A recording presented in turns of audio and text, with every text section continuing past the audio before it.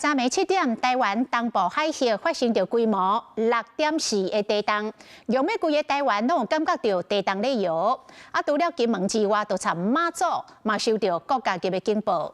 有网友注意到了，讲即届国家级的警报提前20秒来响起，民众学到讲非常有帮助，因为加出真侪心理准备的时间。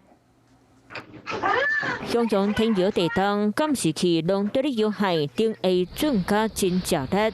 昨暝7点，花莲东部海峡发生规模6.4地动，差不多全台湾拢感受会到。菲律宾海板块跟欧亚大陆板块的那个碰撞其实它算是一个独立的地震。前一天的那些小的那个地震就只是一个背景词而已。那这边的地动，真侪网友发现国家级地动警报来较早。 甚至领先20秒，互民众有更加侪逃生和预防时间。气象署地动中心就来说明原理。会感觉提前的网友大概都是离这个震央比较远，震波传递需要时间，所以在警报发布以后，他们大概都有10几秒到20几秒，甚至在更北部的位置，可能到1分钟左右。 才感觉到震动。这边震央伫咧东部外海，东部地区因为华近震央是市境的盲区，会先感受到震度，才收到警报。其他地区离震央较远，所以伫咧地动波到震前会提早收到警报。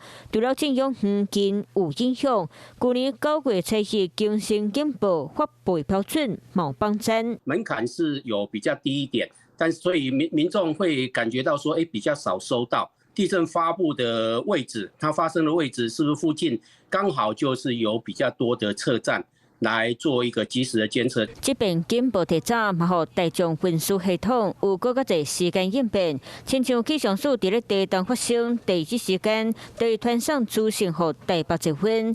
台北集分收到消息了后，就会放慢速度。发生地震，全线车站暂停营运。 过去地动这阵位置，大部分是倒位方便就放伫咧倒位。